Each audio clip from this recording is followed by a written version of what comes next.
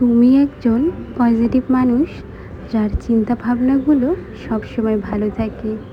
তবে তুমি যদি এমন মানুষের সাথে উঠা বসা করো যার মনোভাব সবসময় নেগেটিভ, যে অন্যকে ছোট করে কথা বলে, অন্যকে অপমান করতে ভালোবাসে, দেখবে একসময় তুমিও সেরকম হয়ে গেছো।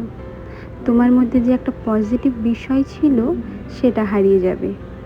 এমন মানুষ থেকে সবসময় দূরে থাকার চেষ্টা করবে। নমস্কার বন্ধুরা, আমি দিয়া।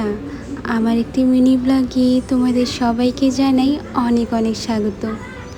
আজকে কিন্তু রবিবার, প্রত্যেক রবিবারের মতন আজকেও গিয়েছিলাম টাইম কলে জল আনতে। সকাল সকাল জল নিয়ে এসে তোমাদের দাদা ভাইকে ভাতটা খেতে দিলাম। আজকে সকালবেলা আমি একটু দেরি করে ঘুম থেকে উঠেছিলাম, এই জন্য সকালে রান্নাটা শাশুড়িমাই করেছিলেন, আমাকে কোনো কিছুই করতে হয়নি।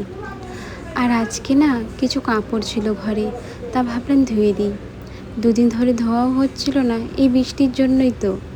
আর তাছাড়া পুরো সপ্তাহ ধরে যে জামা কাপড়গুলো পরে কাজ করে সেগুলো তো ধুয়ে দিতেই হবে। আর জানো তো আমার কি মনে হয়, এই যে গাড়িটা দেখতে পারছো, হ্যাঁ আমাদের বর মানে তোমার বর বা আমার বর, গাড়িটা তাদের, কিন্তু পরিষ্কার করার দায়িত্বটা কিন্তু আমি নিজের ঘাড়ে নিয়ে নিয়েছি। সে মানুষটা করুক বা না করুক, আমায় তো দায়িত্ব নিতে হবে, তাই না?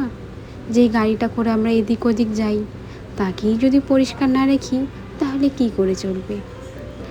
এদিকে আজকে সকালে যে রান্নাবাড়ি হয়েছিল সব কিছু শেষ হয়ে গিয়েছে, এই জন্য দুপুরে করব সয়াবিনের তরকারি আর পাঁপড় ভাজা।